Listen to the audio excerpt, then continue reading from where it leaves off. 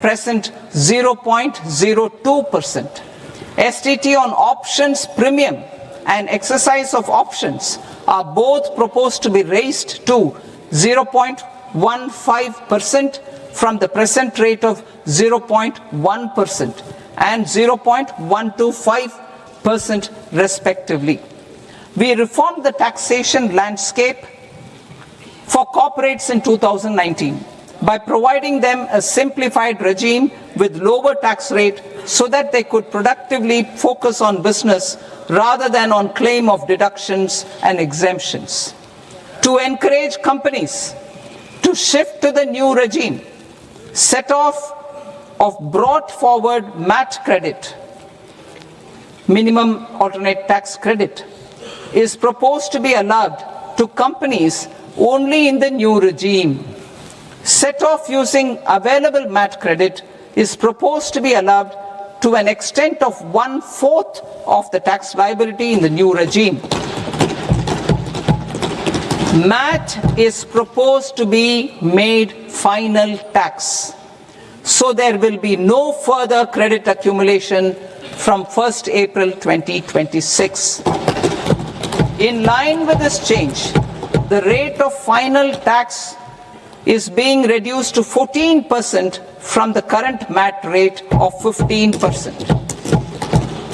The brought forward MAT credit of taxpayers accumulated till 30th March 2026 will continue to be available to them for set-off as above. Indirect taxes. I shall now take up proposals related to indirect taxes.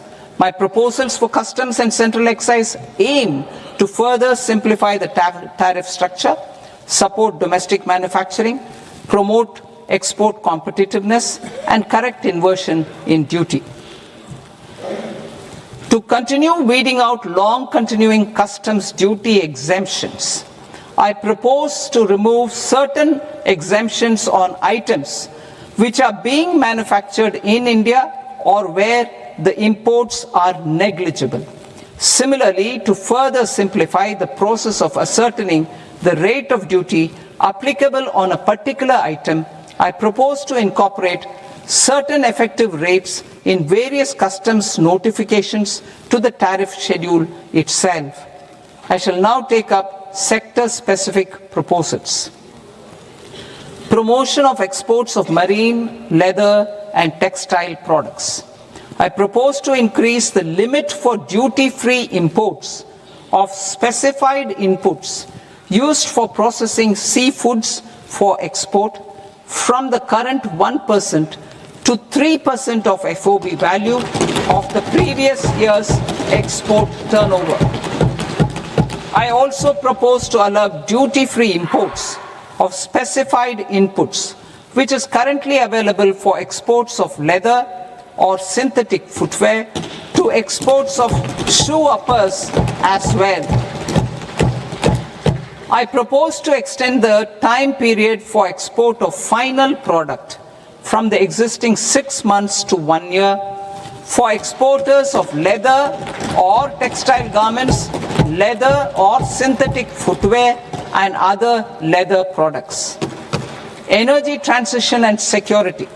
I propose to extend the basic customs duty exemption given to capital goods used for manufacturing lithium-ion cells for batteries to those used for manufacturing lithium-ion cells for battery energy storage systems also. I propose to exempt basic customs duty on import of sodium antimonate for use in manufacture of solar glass. Nuclear power. I propose to extend the existing basic customs duty exemption on imports of goods required for nuclear power projects till the year 2035 and expand it for all nuclear plants irrespective of their capacity. Critical minerals. It is proposed to provide basic customs duty exemption to the import of capital goods required for the processing of critical minerals in India. Biogas blended CNG. I propose to exclude the entire value of biogas while calculating the central excise duty payable on biogas blended CNG. Civil and Defence Aviation. I propose to exempt basic customs duty on components and parts required for the manufacture of civilian training and other aircrafts. It is proposed to exempt basic customs duty on raw materials imported for the manufacture of parts of aircraft to be used in maintenance, repair, or overall requirements by units in the defense sector. Electronics. To deepen value addition in the consumer electronics sector, I propose to exempt basic customs duty on specified parts used in the manufacture of microwave ovens. Special economic zone. To address the concerns arising about utilization of capacity by manufacturing units in the special economic zones due to global trade disruptions, I propose as a special one-time measure to facilitate sales by eligible manufacturing units in SEZs to the domestic tariff area at concessional rates of duty. The quantity of such sales will be limited to a prescribed proportion of their exports. Necessary regulatory changes will be undertaken to operationalize the measures while ensuring level playing field for the units working in the DTA. Ease of living. To rationalize the customs duty structure for goods imported for personal use, I propose to reduce the tariff rate on all dutiable goods imported for personal use from 20% to 10%. To provide relief to patients, particularly those suffering from cancer, I propose to exempt basic customs duty on 17 drugs or medicines. I propose also to add 7 more rare diseases for the purposes of exempting import duties on personal imports of drugs, medicines, and food for special medical purposes used in their treatment. Customs process. India's role and share in the global trade is poised for a major leap in line with our ambition and journey towards Vikasit Bharat. In this regard, I propose many measures for custom processes to have minimal intervention for smoother and faster movement of goods and greater certainty to the trade. Trust-based systems. I propose to enhance duty deferral period for Tier 2 and Tier 3 authorized economic operators, known as AEOs, from 15 days to 30 days. I propose to provide eligible manufacturer importers the same duty deferral facility. This should encourage them to get themselves accredited as a full-fledged Tier 3 AEO in due course. To provide greater certainty and for better business planning, I propose to extend validity period of advance ruling binding on customs from the present 3 years to 5 years. In the spirit of the whole of government approach,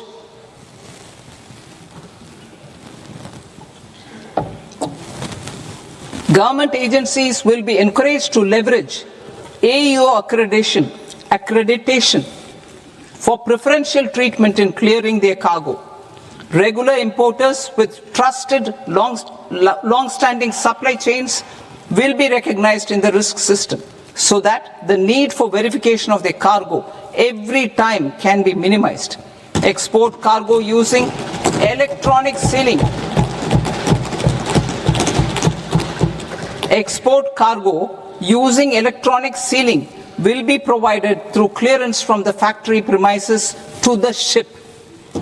For import of goods not needing any compliance, filing of bill of entry by a trusted importer and arrival of goods will automatically notify customs for completing their clearance formalities. This will enable goods to be released immediately on arrival. The customs warehouse framework will be transformed into a warehouse operator-centric system with a self-declarations, electronic tracking, and risk-based audit. These reforms will move away from the current system of officer-dependent approvals and reduce transaction delays and compliance costs. Ease of doing business. Approvals required for cargo clearance from various government agencies will be seamlessly processed through a single and interconnected digital window by the end of the financial year. Processes involved in clearance of food, drugs, plant and animal and wildlife products, accounting for about 70% of interdicted cargo, will be operationalized on this system by April 2026 itself.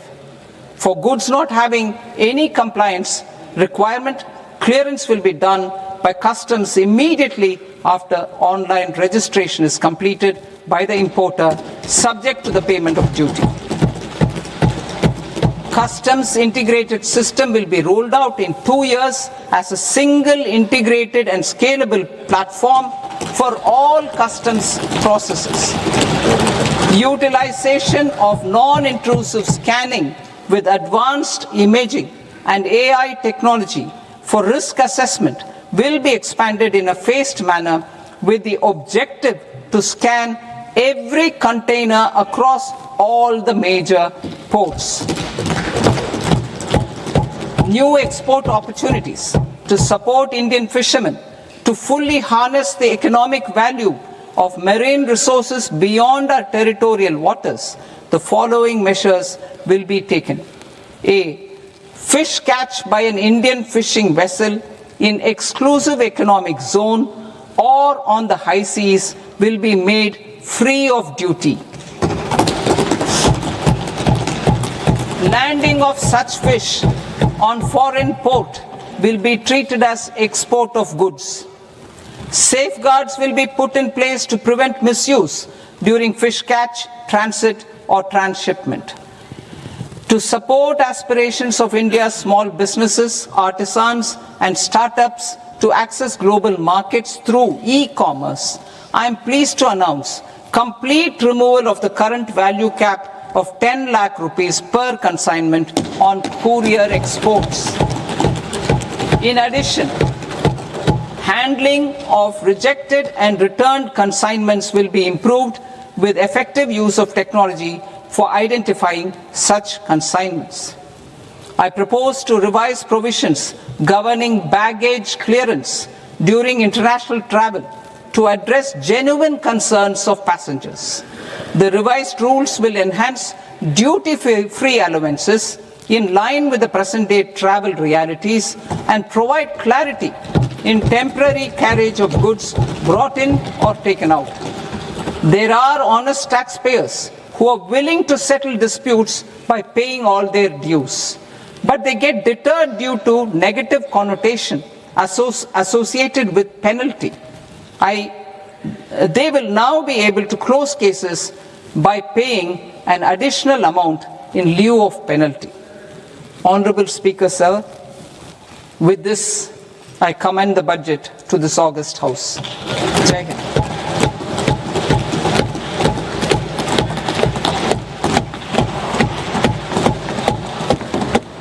One and a half hours. Item number 3 माननीय वित्त मंत्री जी.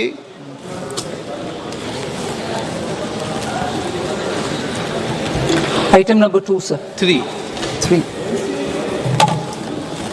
Sir, with your permission, I rise to lay on the table of the following statements under Section 3(1) of the Fiscal Responsibility and Budget Management Act of 2003.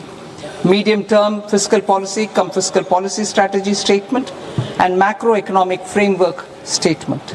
Item number 4 माननीय वित्त मंत्री जी. Sir, with your permission, I move for leave to introduce the Finance Bill 2026. प्रश्न ये कि विधेयक को पुनः स्थापित करने की अनुमति प्रदान की जाए. जो सदस्य